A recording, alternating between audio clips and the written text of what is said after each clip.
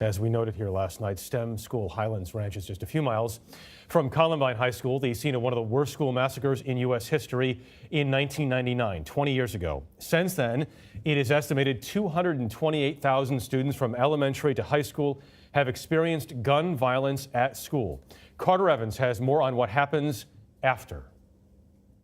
It's the worst phone call or text message that you could ever get. After parents rushed to be reunited with their children, we heard that there was a lockdown, but we thought it was a drill.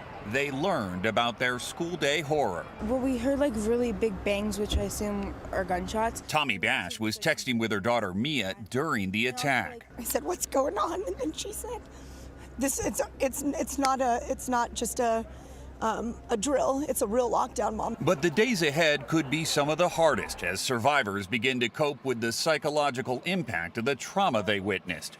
A recent study found that 40% of children who experience gun violence suffer from PTSD, and 60% of high school students are afraid of a shooting occurring in their school or community.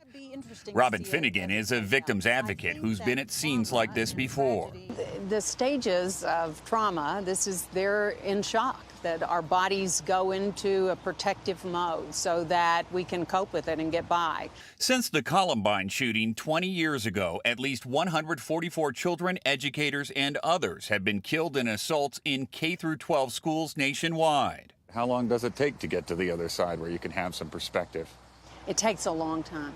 And for everyone, it is different. Everybody comes into their trauma and tragedy with everything that's in their life currently. And all those factors contribute to their resilience.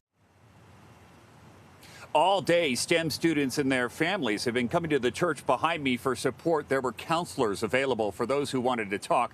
The pastor told me, Jeff, he just wanted to create a safe space for people to gather. Carter Evans, thank you very much.